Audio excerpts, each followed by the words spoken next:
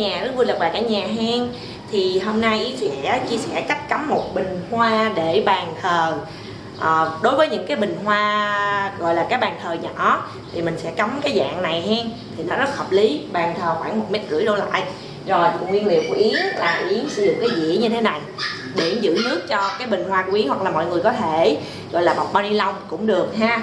Rồi và đây cục xốp, Yến chỉ cắt 1/3 cục xốp thôi, thì đây là hoa hồng ha. Rồi bây giờ thì Yến sẽ bắt đầu Yến cắm. Đầu tiên là Yến sẽ sử dụng là lá dừa trước.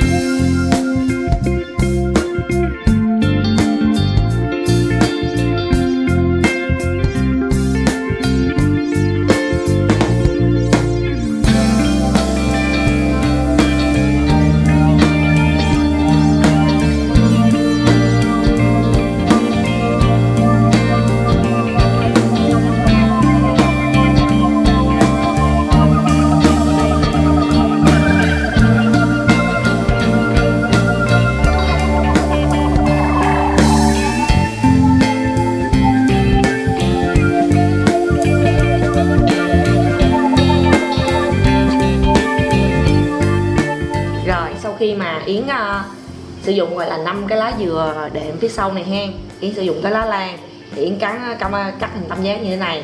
Rồi cái phần mà nhọn như thế này là Yến gọi là đuôi cá, lá đuôi cá ha. Đó, rồi mình cắt ngay chỗ này. Rồi Yến cũng 3 cái phần lá đây. Rồi bây giờ Yến sẽ bắt đầu Yến cắm hoa hồng ha. Mình sẽ cho một bông gọi là cao nhất.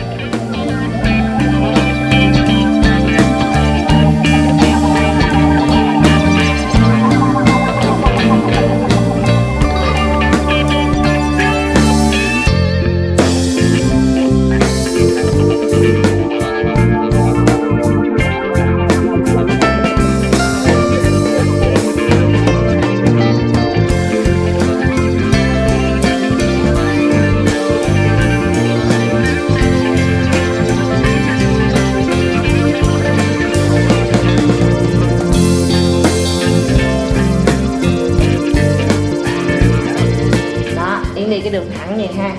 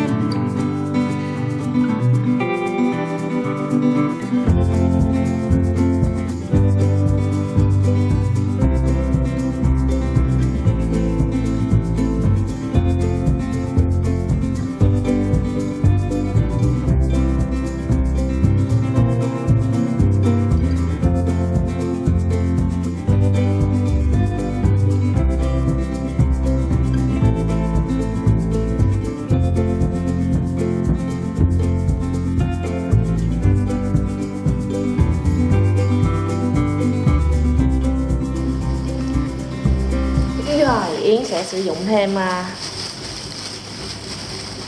cái cọng này gọi là cọng mây 10.000 một bó như thế này ha.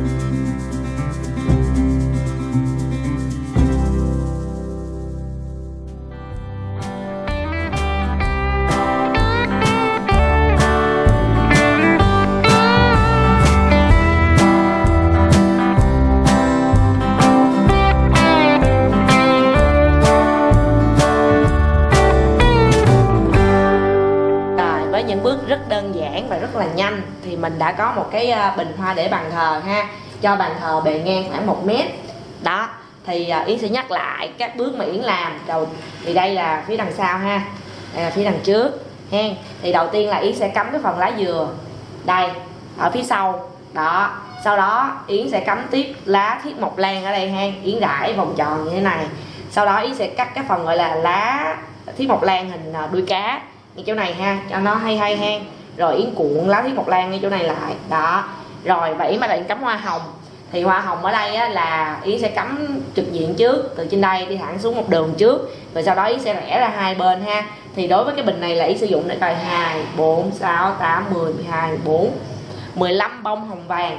Đó, mọi người có thể thay hoa hồng vàng bằng hoa hồng đỏ, hoa hồng hồng hoặc là hoa hồng tùy thích. Mọi người thích màu gì thì mình cắm màu đó hen. đó. Và cuối cùng thì Yến sử dụng cái cọng mây này để Yến tạo thêm cái gọi là sự đặc sắc cho cái bình hoa này hen. Đó thì mình đã có một cái bình hoa để bàn thờ trong những dịp đặc biệt, hoặc là mình dâng lên Đức Mẹ trong tháng hoa này hen. Chúc cả nhà sẽ thành công với lại cái bình hoa hồng vàng đơn giản này. Nếu cả nhà thích thì nhớ nhấn like hen. Hẹn gặp lại cả nhà trong những clip tiếp theo.